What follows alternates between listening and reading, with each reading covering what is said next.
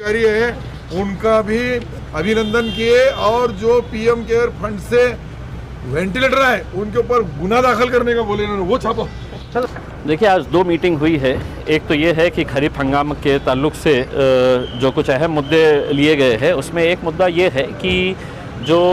रासायनिक खाद है उसकी कीमतें अचानक बढ़ा दी गई है। अब इसमें एक झोल ये हो रहा है कि ऐसे समय के ऊपर जब शेतकरी परेशान है, कोरोना का पीरियड चल रहा है, ऐसे पीरियड के अंदर आपने ये कीमतें बढ़ाना, ये बहुत ही मतलब किसानों के साथ नाइंसाफ़ी करने के बराबर है। हमने ये वहाँ के जितने भी कंपनीज़ हैं उनको ये कहा है कि आपको ये राइट किसने दिया है कि ये खाद की कीमतें बढ़ा दी जाए करके। इसके ऊपर जल्द से जल्द कार्रवाई की जाए। केंद्र सरकार को है तो पत्र लिखकर राज्य सरकार ने अपनी नाराज़गी जताना चाहिए कि किसी भी हालत के अंदर शेतकरियों को परेशानी नहीं होनी चाहिए। दूसरा ये है कि शेतकरी अपना पैसा डिपॉजिट करने के बावजूद भी जो कनेक्शन नहीं मिलता है उसे, वो कनेक्शन क्यों नहीं मिल रहा है, इसके ताल्लुक से एक टाइम बाउंड प्रोग्राम तैयार करना चाहिए कि ताकि शेतकरी ने अपना कोटेशन भरने के बाद फ़ौरन उसके पंप को कनेक्शन मिलना चाहिए करके, इसके लिए एक टाइम बाउंड प्रोग्राम बनाने के लिए कहा है। दूसरी मीटिंग जो हुई है वो कोरोना के ताल्लुक से हुई है और इस कोरोना के ताल्लुक से मीटिंग के अंदर जो सबसे अहम मुद्दा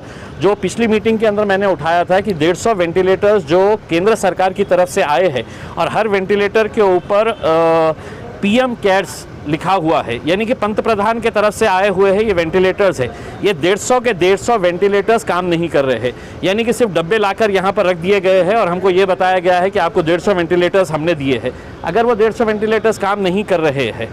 उनके इंजीनियर्स आके हैं तो पूरा चेक करने के बावजूद भी ये बताया गया है कि ये वेंटिलेटर्स किसी काम के नहीं है, ये नहीं चल सकते हैं। तो मैंने ये मांग उठाई है कि जो भी एजेंसी जिसने ये वेंटिलेटर्स भेजे हैं यहाँ पर, उनके ऊपर एफआईआर रजिस्टर होना चाहिए। राज्य सरकार ने इसकी गंभीर दखल देना चाहिए। देखिए, पंत प्रधान नरेंद्र मोदी साहब ने ये कहा है कि इसकी ऑडिटिंग होनी चाहिए, इसकी इंक्वायरी होनी चाहिए, और उन्होंने उल्टा ठिकड़ा है तो यहाँ पर ये कर दिया है कि नहीं, इनको चलाना नहीं आ रहा है, इनको बराबर से कनेक्शन देना नहीं आ रहा है। अब इतने बड़े बड़े हॉस्पिटल चलाने वाले लोगों को वेंटिलेटर चलाना नहीं आ रहा है, तो आपने कौन से ग्रह से है तो ये वेंटिलेटर लेकर आए हैं जो कहीं पर, यहीं पर नहीं, पूरे देश भर में किसी भी हॉस्पिटल के अंदर नहीं चल रहे। तो राज्य सरकार से हमने ये अनुरोध किया है कि जिस किसी एजेंसी ने ये वेंटिलेटर्स मैन्युफैक्चर किया है उसके ऊपर राज्य सरकार ने एफआईआर रजिस्टर करना चाहिए, क्योंकि आज भी पेशेंट्स को वेंटिलेटर्स चाहिए, वेंटिलेटर्स मिल नहीं रहे हैं और आप इस तरह का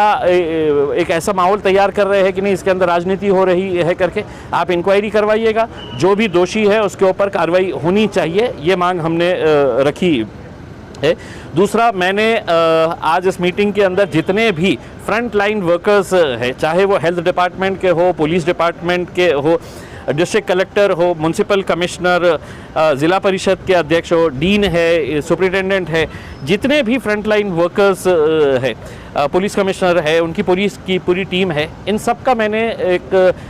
पब्लिकली हमने धन्यवाद किए हैं कि ये लोगों ने जो काम किए हैं। ठीक है, हम मीटिंग के अंदर आते हैं, झगड़ते हैं, नाराज़गी हमारी जताते हैं कि ये काम गलत नहीं, लेकिन ये कंबाइन एफर्ट था कि जिसकी वजह से आज से कुछ महीने पहले हमारे पास डेली केसेस जो है वो तकरीबन 1800 केसेस आ रहे थे। जो पीक के ऊपर जो पहुंचा था हमारा, वो 1800 केसेस हर रोज़। आज वो केसेस का आंकड़ा 600 हो गया है। औरंगाबाद शहर की अगर हम बात करते हैं तो हम महज 200 केसेस के ऊपर आ गए हैं, 203, 206 केसेस है। इसको थोड़ा सा और कम करने की ज़रूरत है। जितना आप लोगों ने एहतियात करना चाहिए, अगर उतना एहतियात कर ले तो मैं ये समझता हूँ, उम्मीद करता हूँ और दुआ करता हूँ कि ये आखिरी लॉकडाउन रहेगा और इसके बाद अगर लोगों ने पूरी तरीके से ये कर दिए है तो हर चीज़ खुल जाएंगी और हम भी अच्छी तरीके से बाहर निकल सकेंगे। एक अहम मुद्दा ये है कि हमको ये बताया गया है कि 200 के करीब वैक्सीनेशन सेंटर्स है। ये नहीं बताया है कि वैक्सीन्स कितनी है करके, वैक्सीन्स ही नहीं है हमारे पास। तो आप ये जो अच्छी अच्छी बातें बता रहे हैं वो बातें तो हमने सुन लिए हैं कि आपके पास 200 वैक्सीनेशन सेंटर्स खोले हैं करके,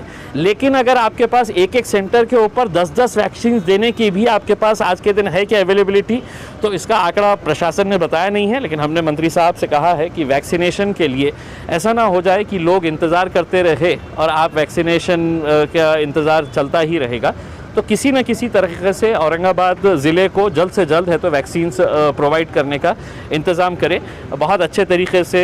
निर्णय लिए गए हैं, मीटिंग बहुत अच्छे तरीके से हुई है और मैं पालक मंत्री सुभाष देसाई साहब का भी धन्यवाद अदा करता हूं कि उन्होंने कहीं पर भी और कभी भी यहाँ पर पैसे की कमी नहीं होने दिया है कि, और आज भी उन्होंने ये बात कही है कि जितने भी पैसे लगेंगे वो पैसा हम अभी भी देने के लिए तैयार है, बशर्ते लोगों को इसकी सहूलत मिलनी चाहिए। सर हेलमेट को लेकर भी बहुत तकलीफ हो रही है, जबकि हेलमेट नहीं होगा साहब, मतलब ठीक है, हेलमेट जो है ये कोर्ट ने किया है लेकिन नहीं लगेंगे उसमें। आप आपण मागच्या वेळेस अशी मागणी केली होती हे व्हेंटिलेटर परत पाठवून द्यायचे, तर त्याला आता पालकमंत्र्यांनी काही पुढे नहीं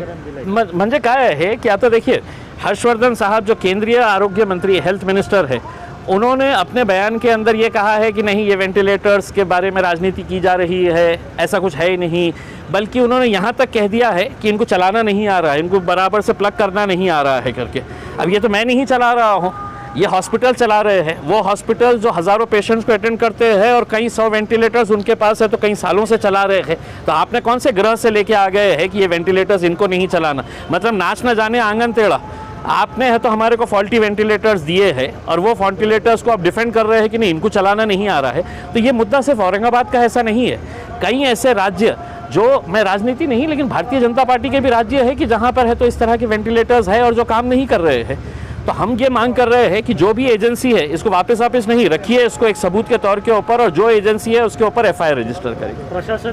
त्याबद्दल म्हणजे काय पुढाकार लगेच घेणार आहे? पालकमंत्री साहेबांनी स्पष्ट शब्दात हे सांगितलं की हे खूप गंभीर विषय आहे आणि सरकार याच्या बाबतीत गंभीर दखल घेऊन यांच्यावर FIR करण्याची वेळ आली तर आम्ही FIR ही करू, हे पालकमंत्र्यांनी स्पष्ट केले।